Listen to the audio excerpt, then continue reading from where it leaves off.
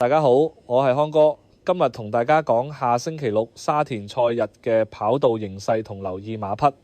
今次全日11場賽事，狗草兩泥，草地用 B 欄，天文台預測會有一兩陣驟雨，但預計掛牌都係好地，所以跑道應該唔會太影響發揮。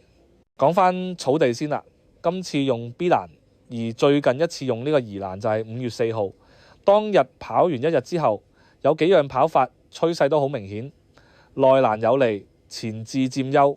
當日全日得一隻馬係行外欄贏到，嗰隻就係一定超。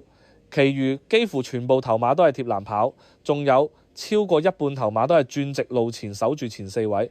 所以今次 B 欄，如果場地冇變化，啲有前速擺前走搶欄嘅馬會特別有利。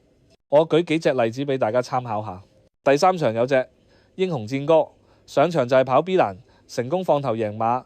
今次又係同樣場地，同樣部署，如果步速唔快，又搶到頭，咁樣再嚟一次都唔出奇。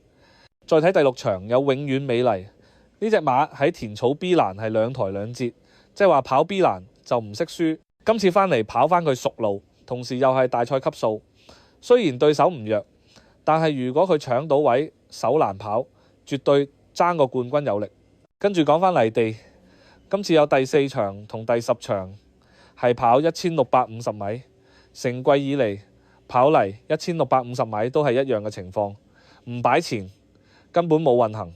由2月到依家11場1650米頭馬，全部都係入直路前守住前5位。換句話講，後追基本上唔使諗。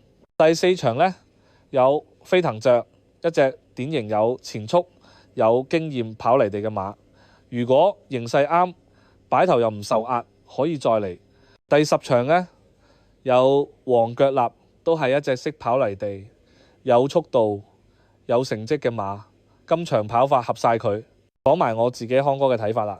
如果你見到今場後上馬突然追得好犀利，即係代表場地唔係我哋想象中咁貼前，咁啲後上馬就要記低名，下次可能係你贏馬嘅 key。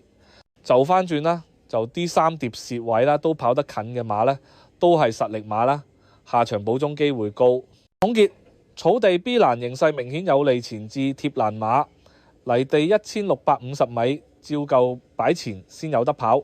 你睇馬要睇場地，唔係淨係睇熱門，唔好盲撐，睇形勢先係關鍵。我係康哥，如果覺得我啲分析幫到你，記住 like 同 share 條片，我哋下集再見。大家嚟到識西睇馬，大家可以先撳個訂閱，撳個鐘仔，同埋撳個 like 俾個手指公，係啦。如果支持我哋嘅朋友呢，亦都可以喺下邊條 link 嗰度去donate翻我哋嘅，係啦，贊助翻我哋嘅。好。